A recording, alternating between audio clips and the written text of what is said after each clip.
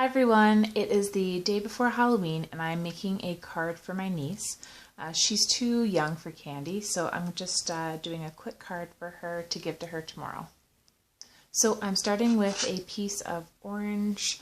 Now this isn't cardstock, it's already pre-done card from the assorted box of cards. And you've seen these in my videos before if you follow me. And I had, thankfully, some orange left in this pack. Next, I'm going to be using some dark green cardstock, and this is a really, really dark forest green. I got this at Michael's, and these paper packs were 70% off when I got them. I will link that craft haul below, but it comes in the 3 different greens, and I'm using the darkest one for this project. So with a ruler and my measuring board, I cut down a piece of the green cardstock to the 5.5 inch mark, and then I took a small piece right off the end here, and I just did about 1 and a bit and kind of made a curved border with that for the bottom of my card. And then I made a circle out of a piece of scrap using my Martha Stewart punch on the inside setting.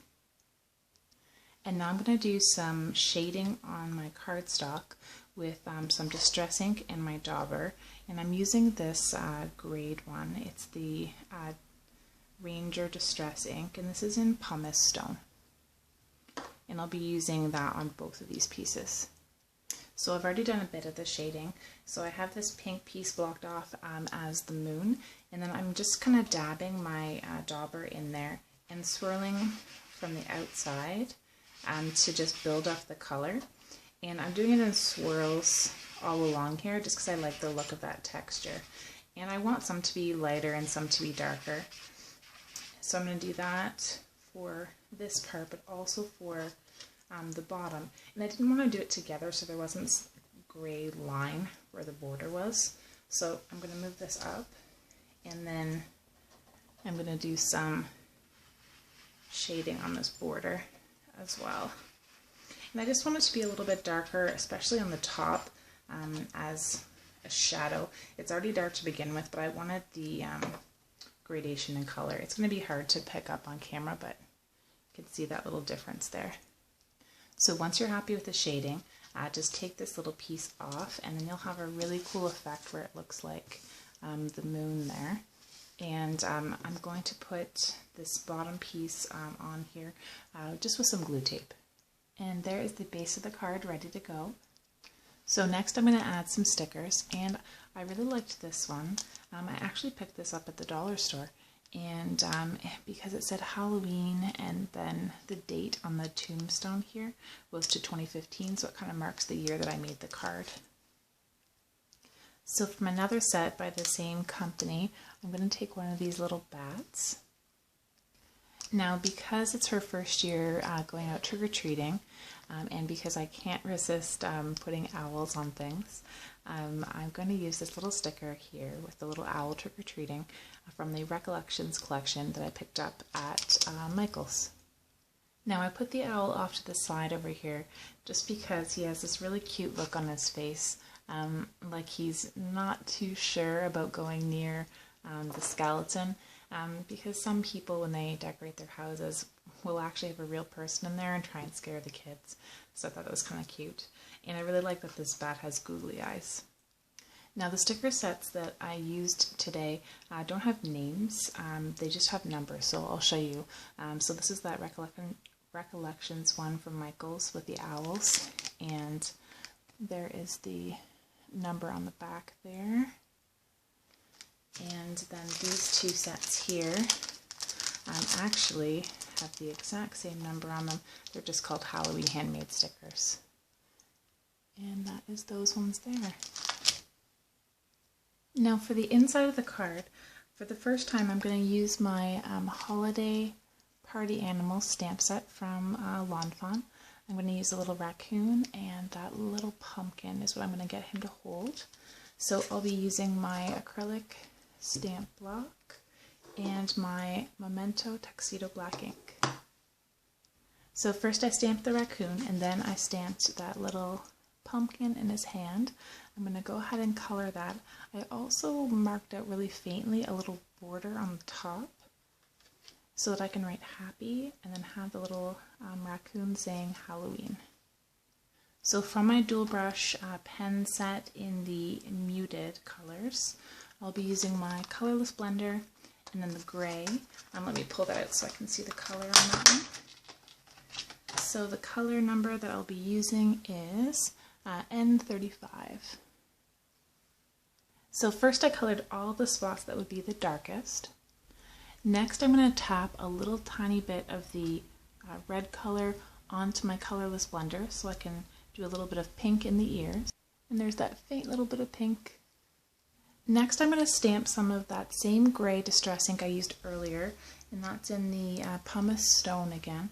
I'm going to stamp that onto my acrylic block that I used, and I'm going to just use my colorless blender to pick up that color and shade in the lighter areas.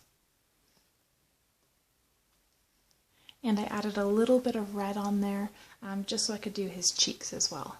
So first I did his little rosy cheeks, and now I'm going to color the rest in the wash of gray. So I'm just going to pick up some of that color and then start shading, and you can see that big difference in color from the marker I was using before and then this color here. The nice thing using this technique is I can build color a bit, so I want a bit more color here because that's a darker area. So I'm going to pick up more color on my brush and make sure that this area here where there'd be a shadow has a darker color. And you can see that there. Now for areas that I need particularly dark, but I don't want them as dark as the base color, I put a little bit of this gray on the block. First I'm going to color in the area with the lighter color, the pumice stone. And I'm going to do a couple layers of it to build up the color. And then if you like that, you can leave it, but I really wanted that mask to be dark, so now I'm going to pick up a little bit of the gray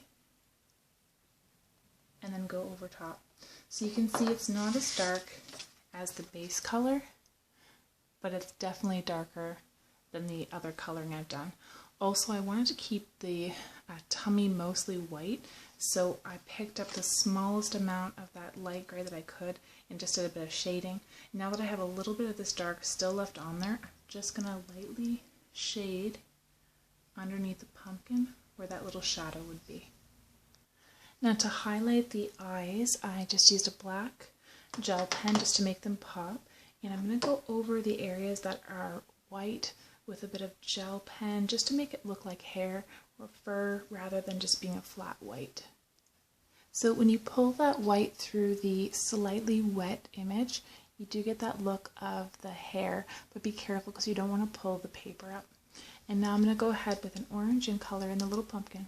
So for the inside of the pumpkin, I used that dull orange from the muted palette set, but I'm going to use the bright orange from the jelly bean set to color the rest of that little pumpkin.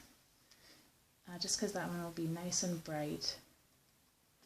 And I did a little shading underneath with the other one. But there's that nice bright orange pumpkin. And finally I'm going to use the Copic multi-liners to finish the banner and the sentiment. So I used my 0.8 Copic multi-liner to do all of the border here. Just drew out how I'd like to have it, colored it in with that nice bright orange from the jelly bean set, and that's color 933 in the Tombow pen.